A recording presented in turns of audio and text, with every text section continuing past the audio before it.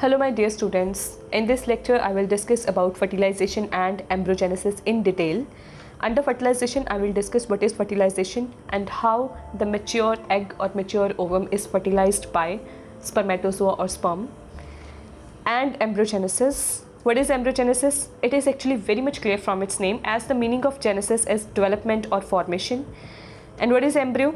A baby during the early stages of development is known as an embryo. So under this I will discuss how the embryo develops. Before starting my lecture, guys, I just first want to say that if you will find my video useful, then please do like to my video and also give me valuable comments. And if you are new at my channel or if you are not subscribed to my channel yet, then please kindly subscribe to my channel for getting the regular updates.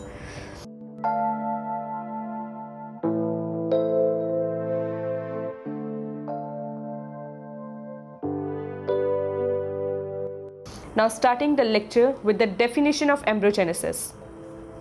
And embryogenesis is the process of initiation and the development of an embryo from zygote. So the embryo develops from zygote and the zygote develops after the fertilization. So in this process, firstly the fertilization occurs, then the zygote will form, and from zygote the embryo develops. So starting with the fertilization, this is the ovary from which the mature ovum is released during the ovulation, and it is collected by the fimbriae of the fallopian tube. This is the fimbriae of the fallopian tube which collects the mature ovum either through suctioning action or ciliary action. Suctioning action means the action of pulling the mature ovum into the fallopian tube, and another one is ciliary action. When the cilia helps in the movement of the mature ovum, that is known as ciliary action. Now what is cilia? Actually the hair-like projection or the hair-like structure is present inside the fallopian tube, which helps in the movement of the mature ovum or fertilized ovum from the fallopian tube to the uterine cavity, and that is known as ciliary action. And when the mature ovum enters into the fallopian tube, it will be fertilized by spermatozoa in the ampulla region of the fallopian tube. As here you can see, this is the infundibulum part, this is the ampulla, and here this is isthmus. So the fertilization occurs at ampulla region. So the fertilization is the process of fusion or joining of the spermatozoa or sperm with the mature ovum, and the end product of this fusion or the end product of this fertilization is zygote. As you can see here in the diagram, this is the structure of mature ovum and this is the structure of spermatozoa. So firstly I will discuss the structure of spermatozoa. This is the acrosome or the head of the spermatozoa, which contains the enzyme. The enzyme which helps the sperm to enter inside the mature ovum. And what is the name of that enzyme? That is hyaluronidase. And over the acrosome, this is plasma membrane, and this portion is known as nucleus, and it contains the chromosomal material. How much chromosome does it contain? It consists 23 chromosomes, means the haploid number of chromosomes. So when the sperm released into the vagina, it travels from the vagina to the fallopian tubes to fertilize the mature ovum through swimming. Now which part of the spermatozoa helps in the swimming? That is the flagellum, which is present inside the tail, and the energy for swimming is provided by the mitochondria, which is present here, as the mitochondria is the energy source for swimming. And the lifespan of the spermatozoa is 48 to 72 hours after its release into the vagina, means the spermatozoa can only able to fertilize the mature ovum from 48 to 72 hours.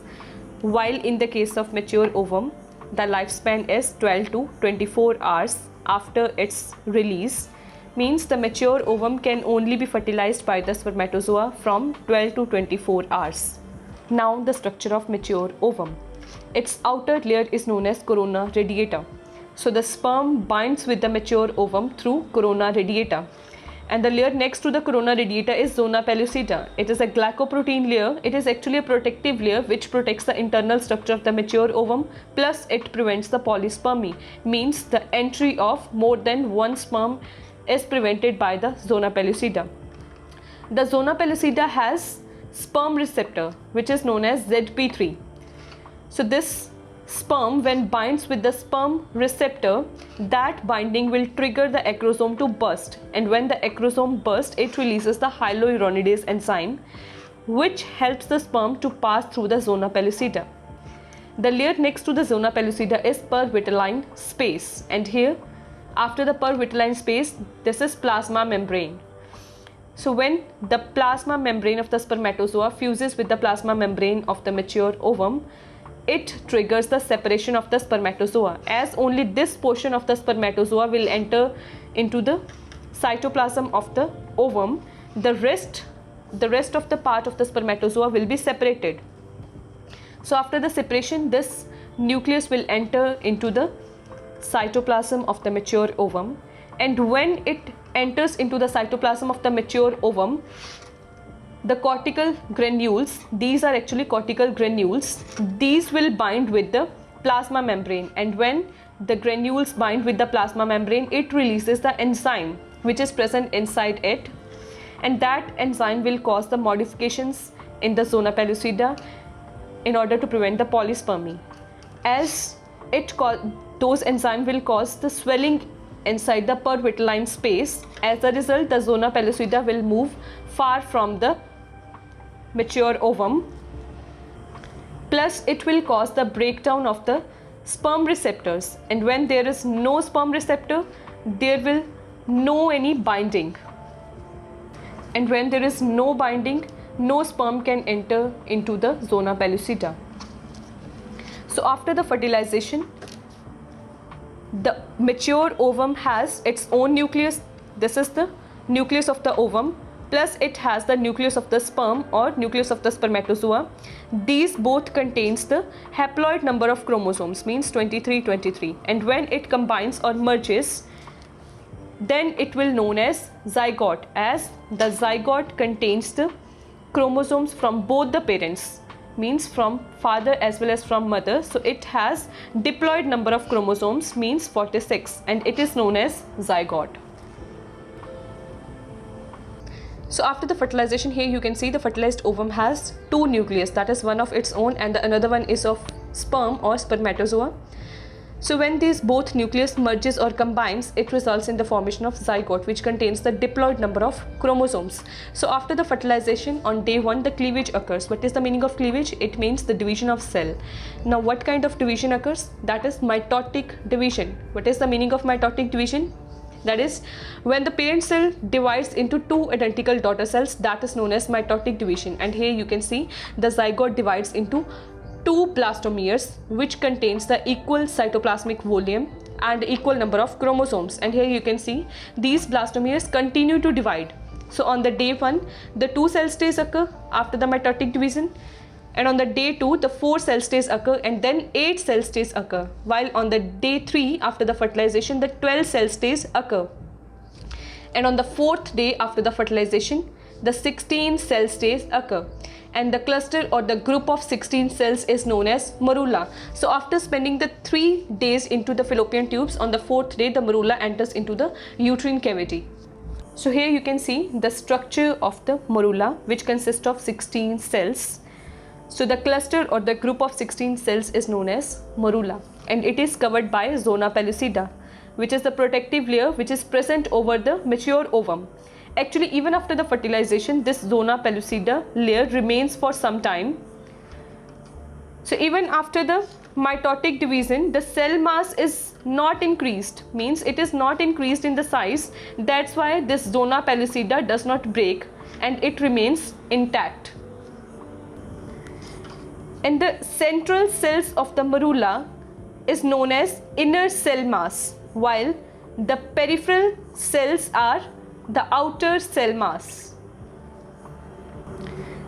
This inner cell mass, which later on develops into the embryoblast, while the peripheral cells are trophoblast cells, which later on develops into placenta.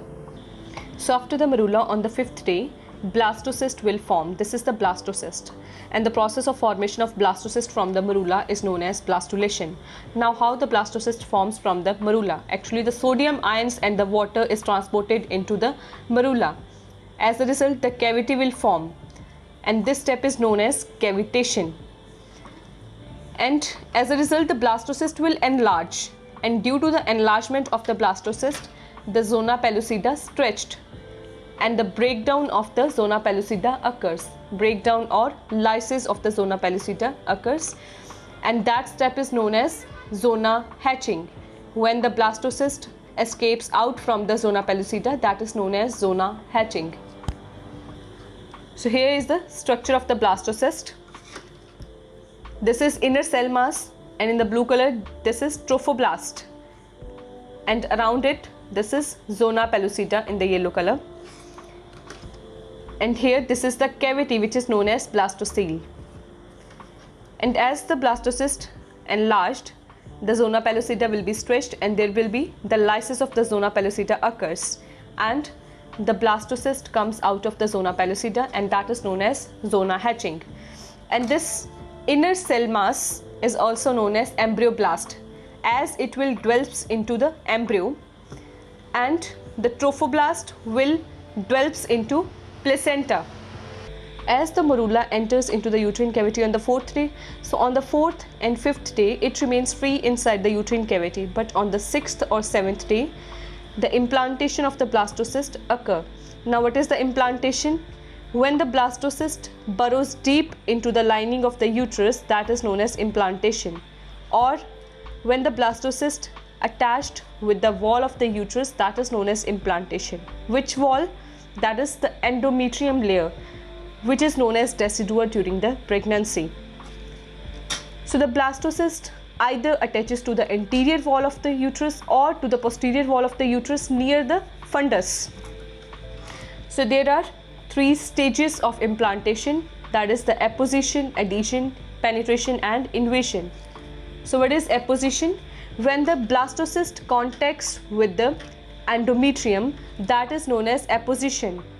As before the implantation, the vascular permeability at the site of implantation increases, means the blood flow to the site of implantation increases. So the crosstalk occurs between the blastocyst and the endometrium, and that stage is known as apposition.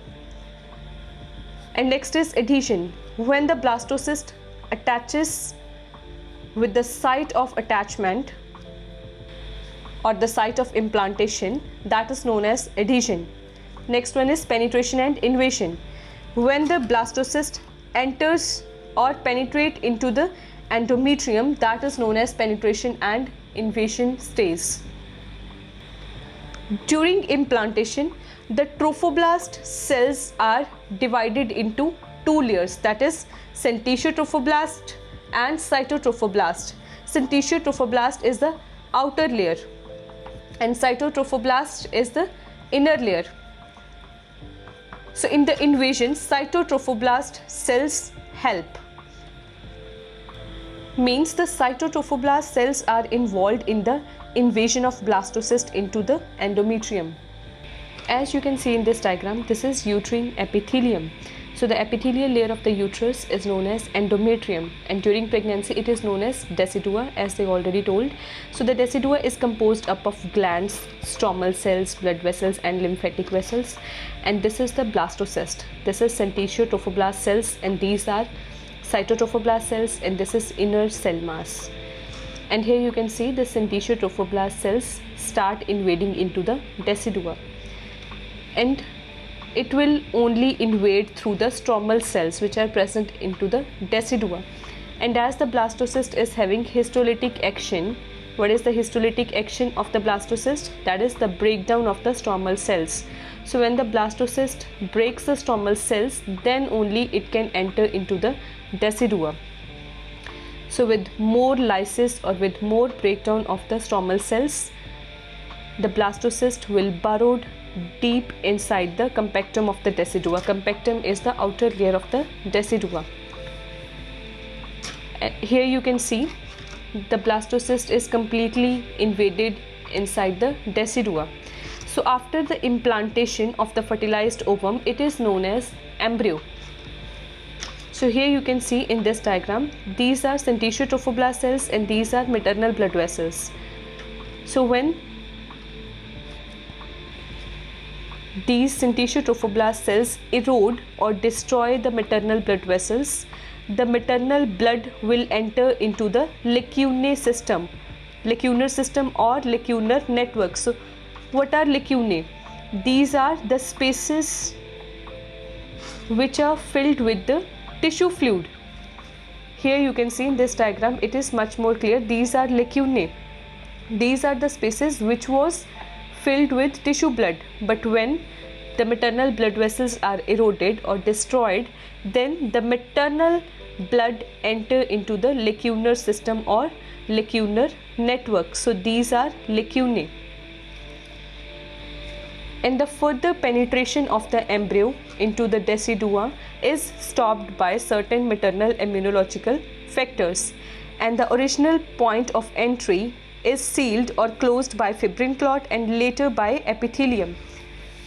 So here, from where the blastocyst is entered into the decidua, those points are actually sealed or closed with the fibrin clot and later on with the epithelium or decidua.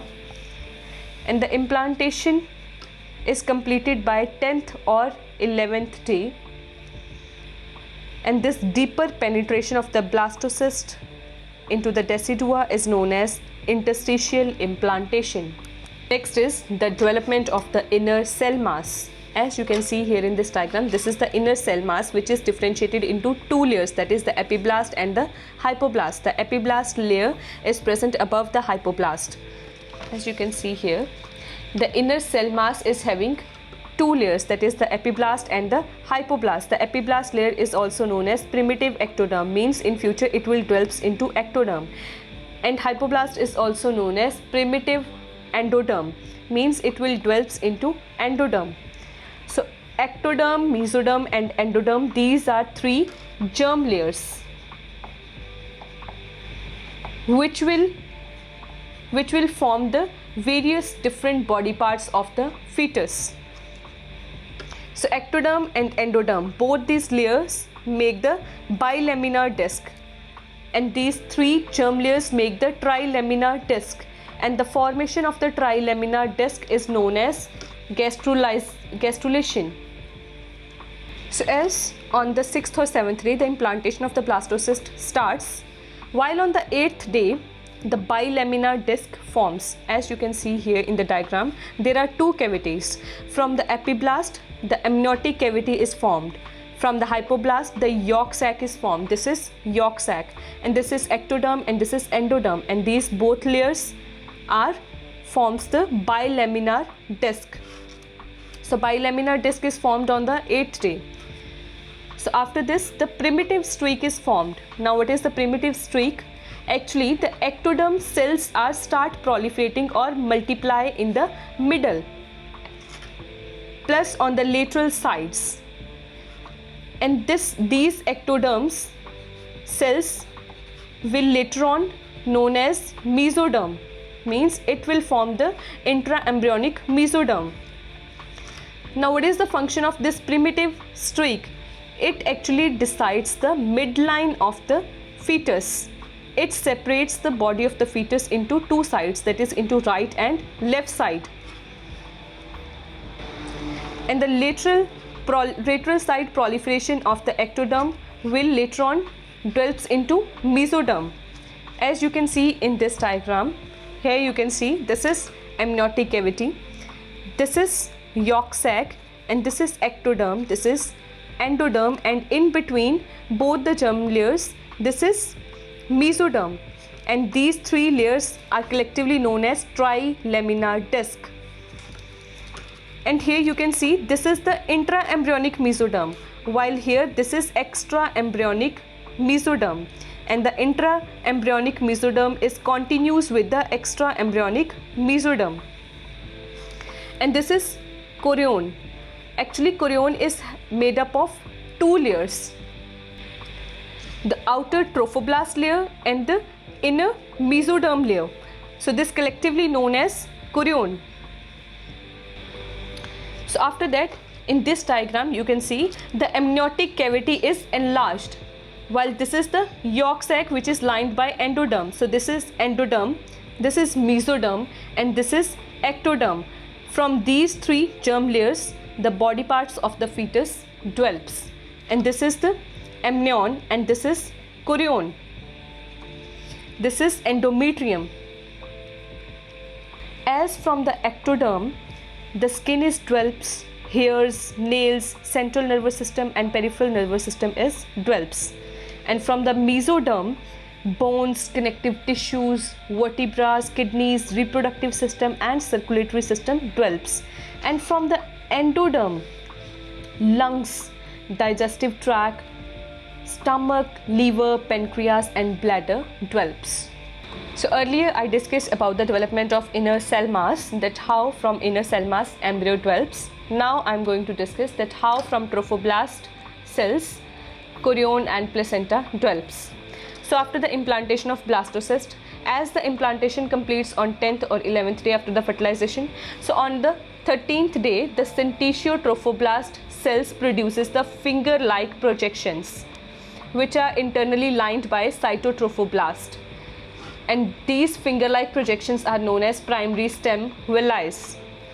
So on the 14th day chorion develops. As I already said that chorion consists of two layers. The outer one is of trophoblast cells and the inner one is mesoderm. So when the chorion is developed on 14th day, these primary villi are known as chorionic villi. So on the 16th day, when the mesoderm enters into these finger-like projections, this is mesoderm. So when the mesoderm enters into these finger-like projections, the chorionic villi are known as secondary villi. So secondary villi formed on 16th day. So when this mesoderm start differentiates into blood cells and blood vessels, then this vascularized villi are known as tertiary villi. As the blood supply develops, so the tertiary villi develops on, or the tertiary villi formed on 21st day, and on 22nd day the fetal heart starts beating. So the villi which are present on the decidua basalis are continue to grow and expand, and this is known as chorion frondosum, which later on develops into placenta. So the villi where it is attached, that is known as decidua basalis, and this is known as decidua capsularis, and here the decidua which covers the entire cavity is known as decidua parietalis. As you can see in this diagram, these are tertiary villi and this is decidua basalis. So here the villi are continue to grow and expand, which is known as chorion frondosum, and which later on develops into placenta. That's all about embryogenesis. I hope you all are clear with this topic, but still, my dear students, if you have any kind of query, then please ask me in the comment section. I will definitely answer your queries.